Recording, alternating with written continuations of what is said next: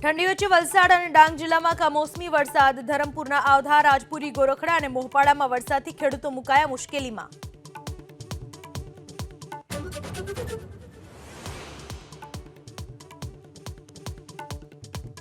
નવસારી શહેરમાં 8 થી 45 દિવસ પાણી કાપ. 16મી જાન્યુઆરી સુધી બેના બદલે એક ટાઈમ પાણીનું વિતરણ. ઉકાઈ કાકરાપારની નહેરમાં 3જી ફેબ્રુઆરી સુધી પાણી કાપ.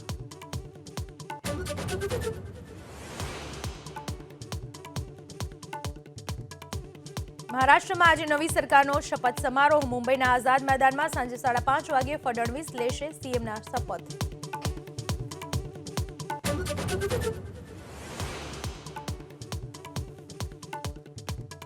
કેનેડામાં વધુ એક ભારતીયની હત્યા. બોલાચાલી બાદ રૂમમેટે ગુરાસીસ સિંઘ નામના વિદ્યાર્થીને છરીના ઘા મારી ઉતાર્યો મોતને ઘાટ. આરોપી ક્રોસલી હન્ટરની ધરપકડ.